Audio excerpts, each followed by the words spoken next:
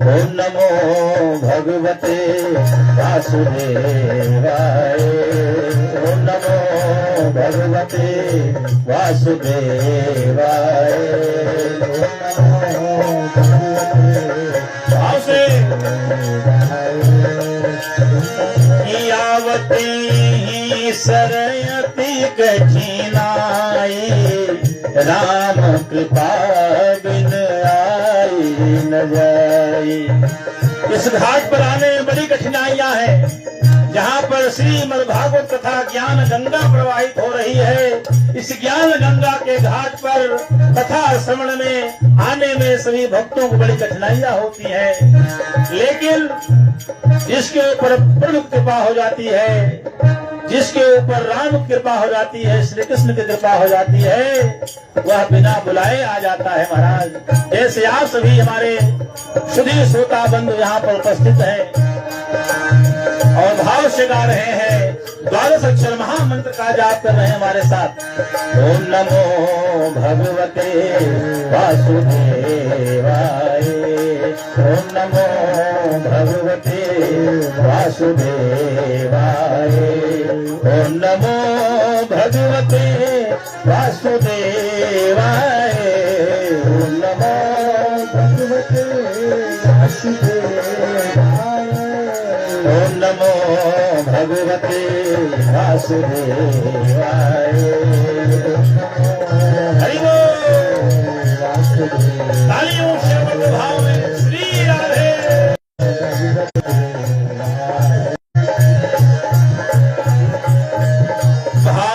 भाग्योदयेन बहुजन समर्जितेन, सत्संगमं च लभते पुरुषो यदा वै। अज्ञान हेतु कृत मोह मदान्धकार नाशम, विधाय ही तदोदयते विवेक। भाग्योदयेन बहुजन्म समर्जितेन। महाराज, जब एक जन्म का नहीं अनेक जन्मों के, अनंत जन्मों के जब पुण्य उदय होते हैं, जन्म जन्मांतर युगांतर कल्प कल्पांतर का जब पुण्य उदय होता है, तो श्रीमद् भागवत कथा श्रवण करने का अवसर प्राप्त होता है। आज धन्य है हमारे शीतला सहा धर्मा देवी चैरिटेबल ट्रस्ट, हमारे फौजी बाबा जी और एकीकृत ब्राह्मण महासंघ के राष्ट्रीय अध्यक्ष विवेक पांडे जी और उनकी पूरी टीम को मैं साधुवाद देता हूँ। सभी को बहुत बहुत साधुवाद है। आज उनके जन्म जन्मांतर के पुण्य उदय हो चुके हैं। आज इस शिविर में भव्य दिव्य भाव कथा प्रारंभ हो चुकी है। 4 नंबर पुल पर है अवतरित तुलसी मार्ग चौराहा, गंगोली शिवाला मार्ग चौराहा है, जहाँ पर हमारे एकीकृत ब्राह्मण महासंघ का शिविर बड़ी भव्यता दिव्यता से परिपूर्णता से सजा सौरा धीरे धीरे और भी सज रहा है। और आज इनके भी भाग्य उदय हो चुके हैं। ऐसे भक्तों के ये भाग उदय हो जाते हैं तो श्रीमद् भागवत कथा श्रवण में रुचि हो पाती है और उनके हृदय में भक्ति माता का प्रवेश होता है और ज्ञान वैराग्य कृपा होती है। यह शिव अनुष्ठान बिना गोविंद के, बिना राधा रानी के और बिना भागवत भगवान की कृपा संभव नहीं प्यारे। यह जो अवसर प्राप्त हुआ है, भाग्योदयेन बहुजन्म समर्जितेन, सत्संगमं च लभते पुरुषो यदा वै।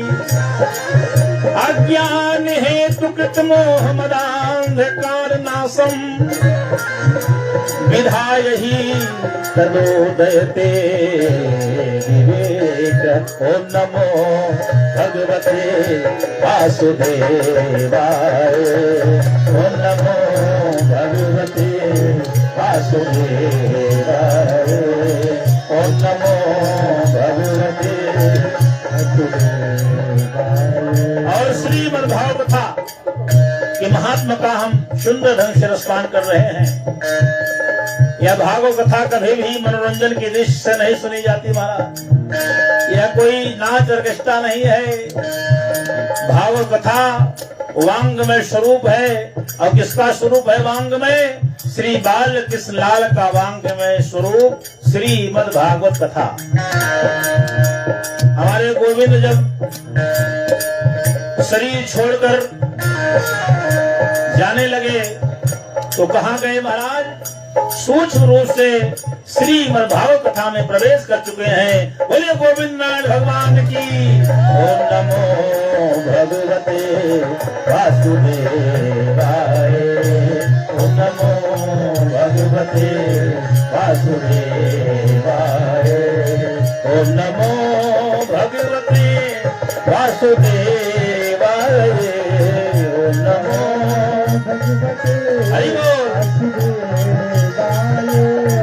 ओम नमो भगवते वासुदेवाय। ओम नमो भगवते वासुदेवाय। ओम नमो भगवते वासुदेवाय। वासुदेवाय वासुदेवाय।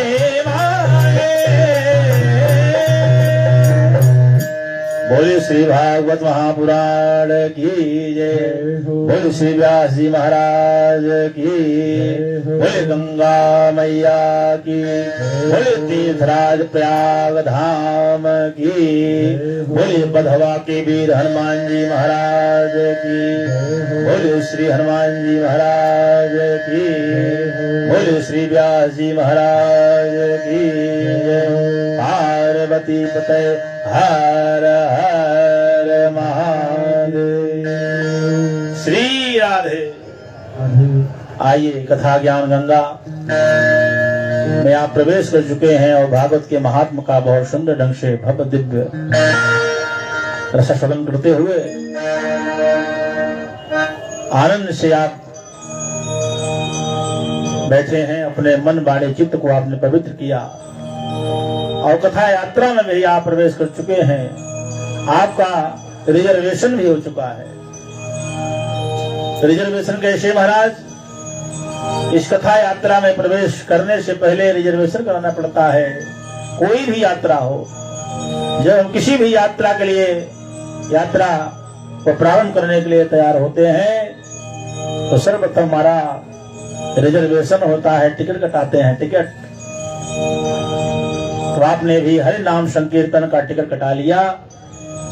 ओम नमो भगवते वासुदेव नाम के टिकट पर आप बैठकर यात्रा कर रहे हैं। कथा यात्रा में आप प्रवेश कर चुके हैं। अब आपको कोई भी टीटी नहीं उतारेगा, नहीं पूछेगा। एकदम चकाचक यात्रा आप करेंगे। टीटी कौन है? ये टीटी जो है यम का दूत है। टीटी भी काले वस्त्र में काले कोट पहने हुए आपको मिलता है और यम के जो दूत भी हैं वो भी काले वस्त्र में आपको मिलते हैं। तो अगर टिकट नहीं है तो टीटी आपको कहीं भी उतार देगा और चालान भी कर देगा। उसी प्रकार से प्रभु नाम संकीर्तन का सहारा लेकर आप भगवान के धाम तक इस यात्रा में सम्मिलित होकर उनके चरणों तक आप पहुंच सकते हैं और कोई भी आपको भव बाधा मार्ग में नहीं मिलेगी।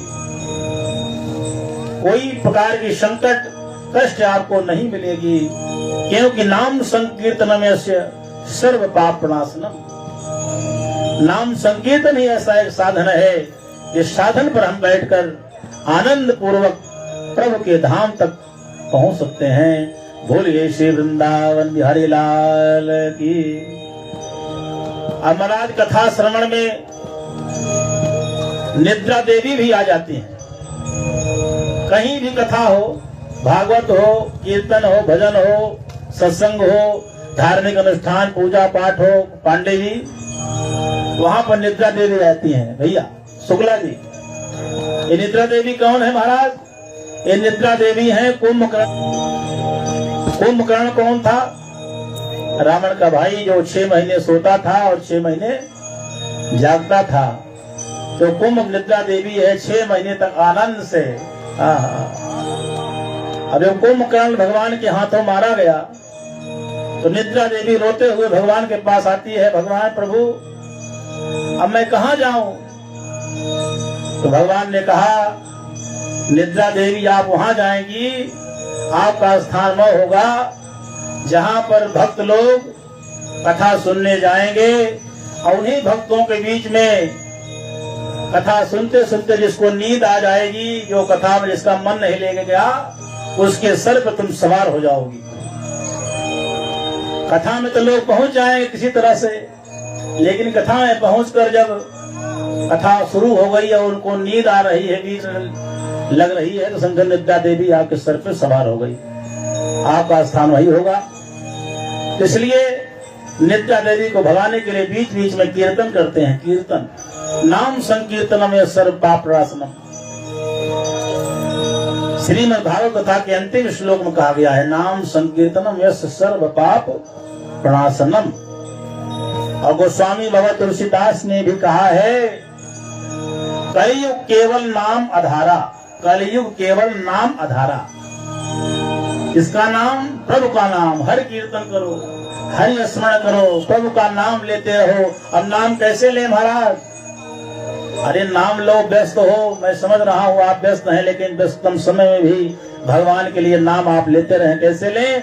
चलते फिरते चलते रहो, काम करते रहो, नाम जपते रहो, काम करते रहो प्यारे, चलते फिरते सोते जागते उठते बैठते खाते पीते, किसी भी स्थिति किसी परिस्थिति में प्रभु का नाम आप लेते रहिए, प्रभु के नाम का संकीर्तन करते रहिए, मन में जपते रहो जपते रहो।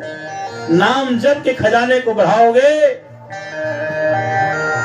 तो आपका उद्धार निश्चित है, आपकी मुक्ति हो जाएगी प्यारे, मोक्ष की प्राप्ति यही हो जाएगी। यही वैकुंठ है, इसी धरती पर स्वर्ग है, लेकिन आपको उसको देखना पड़ेगा, चिंतन करना पड़ेगा। आत्मज्ञान तत्व ज्ञान जब तक हृदय में आपके प्रविष्ट नहीं होगा, तब तक आप इस धरती पर स्वर्ग नहीं दिखाई देगा। हर जगह आपको नरक ही नरक दिखाई देगा।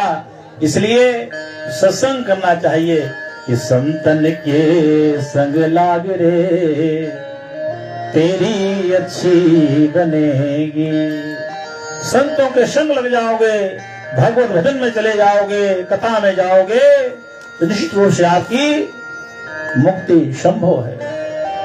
सच्चिदानंद रूपाय विश्वोत्पत्त्यादि हेतवे, तापत्रय विनाशाय श्री कृष्णाय वयं नमः। जीवन की तीन बातें समझने योग्य है महाराज, बहुत समझने योग्य है। और तीन बातें जीवन के लिए क्या आवश्यक है? सत्य, सच्चिदानंद। अब सच्चिदानंद में सत्य भी है। सत्य कहते हैं अविनाशी, जिसका कहीं कभी विनाश नहीं होता है, वह अविनाशी वही सत्य है। सत्य, सत्य मतलब सत्य। सत्य जो है, सत्य का कभी भी विनाश नहीं होता। जो पहले भी था, मध्य में भी है और अंत में वही बसता है सत्य, और बाकी सब मिथ्या। जब सृष्टि नहीं थी तब भी वही था, जब सृष्टि आ गई तब भी वही है, जब सृष्टि का प्रलय हो जाता है तब भी वही सत्य बसता है। और सत्य कौन है महाराज? वही परम ब्रह्म है, वही परम ब्रह्म है, वही सत्य है, और बाकी सब माया है। और दूसरी बात है चित्त। चित्त क्या है? चित्त यानी प्रकाश, ज्ञान। ज्ञान जो हमारे इंद्रियां हैं, हमारी इंद्रियां प्रकाश के माध्यम से चलती हैं। चित्त, हमारा चित्त अगर सही है तो हमारी इंद्रियां हमारे बस में रहेंगी, कंट्रोल में रहेंगी। जिस तरह से हमें पुस्तक पढ़ने के लिए बल्ब की आवश्यकता होती है, ट्यूबलाइट की, प्रकाश की, उसी प्रकार से भगवान के साक्षात दर्शन के लिए, आत्मज्ञान के लिए, तत्व ज्ञान के लिए, इस रहस्य को जानने के लिए चित्त की आवश्यकता होती है, ज्ञान की आवश्यकता होती है। उस ज्ञान की प्राप्ति कैसे होगी? सत्संग से। जिस परमात्मा को कभी किसी से प्रकाश लेने की आवश्यकता नहीं है, जो स्वयं प्रकाशवान है, साक्षात प्रकाश स्वरूप है, उसे हम चित्त कहते हैं। चित्त और तीसरी बात है आनंद की। आनंद की परिभाषा शास्त्रों में बड़े सुंदर वर्णन से किया गया है महाराज। आनंद परमात्मा का ही एक स्वरूप है, एक रूप है। आत्मा के ज्ञान का जो स्वरूप है वही है आनंद। इसलिए सत्य भी श्री कृष्ण है, चित्त भी श्री कृष्ण है, और आनंद भी श्री कृष्ण है। बोलिए श्री आनंद कंद भगवान की। विश्वोत्पत्त्यादि हेतु और तापत्रय विनाशाय। तापत्रय विनाशाय, तीनों प्रकार के ताप। ये तीनों प्रकार के ताप क्या हैं? कि दैविक भौतिक ताप, राम राज कहाँ व्यापा। दैविक भौतिक तीनों प्रकार के तापों का जो समूल नाश करने की क्षमता है वह केवल हमारे गोविंद में है, हमारे श्री कृष्ण में है, हमारे नारायण में है। कोई तन दुखी, कोई मन दुखी, कोई धन बिन रहते उदास, थोड़े थोड़े सब दुखी, सुखी राम के दास। महाराज, इस संसार में कोई भी प्राणी हो, चाहे वह गरीब से गरीब हो, चाहे वह अमीर से अमीर हो, चाहे झोपड़ी में निवास करने वाला हो, चाहे वह 35 महले के बिल्डिंग में रहता हो, 5 स्टार में भोजन करता हो, चाहे रूखी सूखी खाता हो, उन सब लोगों को टेंशन है महाराज। कोई तन से दुखी है, कोई मन से दुखी है, कोई धन से। बहुत सारी सुख सुविधा है, फॉर्च्यूनर गाड़ी है, जन्नत के बिस्तर पर सोता है, चांदी के प्लेट में चांदी के चम्मच से बढ़िया मलाई कोफ्ता खाता है, लेकिन शरीर में कष्ट है। डॉक्टर ने कह दिया शुगर हो गया है तुमको, और बीपी बढ़ गया है, अनेक प्रकार के रोग हैं उसको। डॉक्टर ने कह दिया तुमको दाल का जूस लेना है, रोटी का फुल्का खाना है, और हरी सब्जी खाना है उबाल कर, और दलदल के गद्दे बिल्कुल नहीं सोना है। बहुत सो लिए, अब तुम तख्त पर सो, एक दरी डालकर सो, तकिया भी नहीं लगाना है। अगर डॉक्टर की बात मानेगा उसको ऐसा करना पड़ेगा। इसलिए वो तन से दुखी है, सारी सुख सुविधा भरी हुई है, लेकिन डॉक्टर ने मना कर दिया है कुछ नहीं खाना। अब कोई मन से दुखी है महाराज, मन से दुखी, उसका तन भी सही है, धन भी बहुत, लेकिन उसके वंश को चलाने वाला कोई कुल का दीपक नहीं है, एक को बेटा बेटी नहीं है, इसलिए उसके मन से भी दुखी है। एक बेटा हो जाती, एक बेटी हो जाती। हे प्रभु, हे गंगा माई, एक बेटवा देता तो का पियरी चढ़ाओ। और बेटे को आपने अगर संस्कारवान नहीं बनाया है तो जीवन भर भटकते रहोगे, भोगते रहोगे। वह बेटा एक दिन धक्के मार के तुमको वृद्धाश्रम पहुंचा देगा। चलो ठीक है, बेटा हो गया, उसको आप पढ़ाइए लिखाइए, संस्कारवान बनाइए, सत्संग में लेकर जाइए, तब जाके आपका उद्धार हो जाएगा। इसलिए अगर बेटा बेटी है उनको संस्कारित करना चाहिए। इसलिए मन से दुखी है। कोई धन बिन रहत दास, दिन भर बेचारा मजदूरी करता है, लेबर है, 300 रुपया पाता है, ले आता है, 3 बच्चे हैं, पत्नी है, 5 सदस्य हैं परिवार भर में, 300 रुपया लाता है। किसी तरह इतनी महंगाई, 300 ले आ रहा है, 350-400 रुपया खर्च हो जा रहा है इसका। धन के लिए उदास है बेचारा। यहाँ पर सब दुखी है महाराज, थोड़े थोड़े सब दुखी। और सुखी कौन है प्रभु जी? सुखी वही है जो राम का दास है, जो भगवान का स्मरण, उनका चिंतन हर पल चलते फिरते खाते पीते उठते बैठते करता रहता है। हे प्रभु, जो कुछ भी है सब आपका है। यह सौंप दिया इस जीवन का सब भार तुम्हारे चरणों में। तुम्हारे हाथों में इस जीवन की गाड़ी है प्यारे, जहां ले चलोगे वहां मैं चलूंगा, ये जहां ले चलोगे वहीं मैं चलूंगा। ये सब समर्पित कर दो, देखिए आनंद ही आनंद जीवन में आ जाएगा प्यारे। संतोष धन आ जाएगा, जब तुम्हारे हृदय में संतोष रूपी धन आ जाएगा, तुमको आनंद ही आनंद होगा, आनंद ही आनंद होगा। बोलिए सच्चिदानंद भगवान की जय, बोलिए श्री भागवत महापुराण की जय। आइए, किस काल से कबीरदास जी कहते हैं, कबीरा सब जग निर्धना, धनवंता नहीं कोई, धनवंता सोई जानिए, जाको राम नाम धन हो। कबीरा सब जग निर्धना, धनवंता नहीं कोई। यहाँ सब निर्धन है प्यारे, सभी निर्धन, और धनवंता वही है जिसके पास राम नाम का धन है। कि पायो जी मैंने राम रतन धन पायो, राम नाम के रतन धन को बढ़ाओगे तो तुमसे बड़ा धनी इस विश्व में, इस संसार में कोई नहीं है। राम नाम की महिमा गुणगान करो और दैहिक दैनिक भौतिक तीनों तापों का समूल नाश हो जाएगा।